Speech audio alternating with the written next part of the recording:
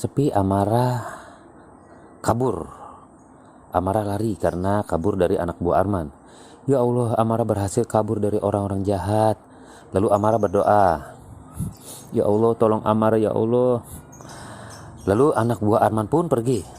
Amara pun selamat, namun tiba-tiba mulut Amara ada yang bekap. Di sini terlihat Baron dan Kasmat. Arman tersadar. Ternyata ada Kasmat dan Baron di situ. Kasmat bawa Amara ke kontrakannya. Nah, di kontrakan Kasmat bawa makanan buat Amara. Kasmat bilang dia bukan orang jahat, tapi tante istilah yang jahat. Lalu Kasmat cerita ke Amara kenapa dia ada sama Kasmat. Nah, di sini Amara lihat Kasmat nangis. Amara pun heran. Kasmat bilang, kamu seperti cucu saya yang meninggal akibat tenggelam, kata Kasmat.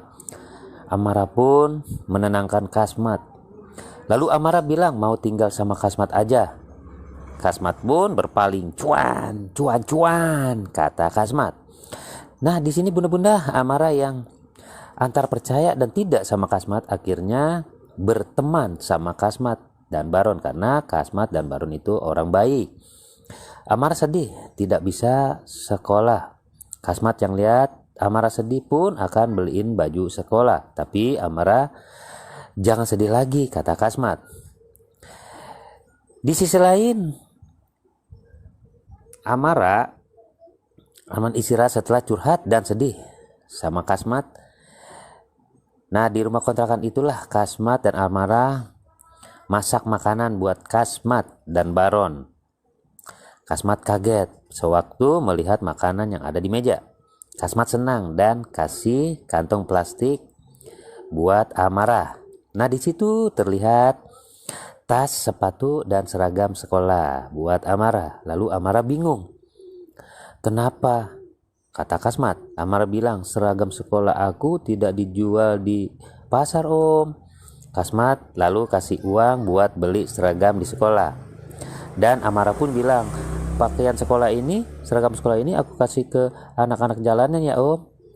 Iya, kata Kasmat. Pokoknya kamu harus sekolah, kata Kasmat. Kasmat pun jadi sedih melihat Amara yang terlalu baik.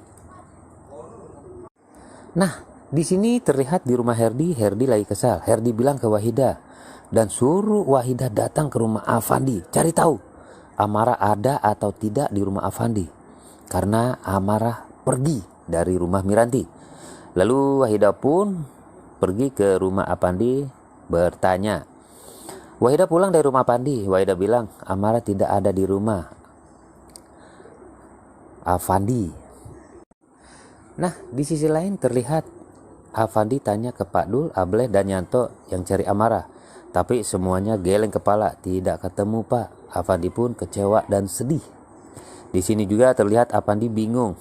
Mirwan tanya, ada apa? Lalu Afandi bilang, Amara pergi dari rumah Miranti, Pak. Jeng. Mirwan pun Inggit kaget. Inggit bilang, makanya kamu tes DNA. Lalu Afandi jawab, kata dokter, kondisi Amara harus stabil dulu, Ma.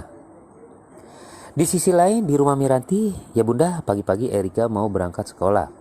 Miranti pun tampak cemas dan telepon ke James. Miranti tanya ke James, bagaimana tentang Amara? Lalu James bilang, belum ketemu sampai hari ini.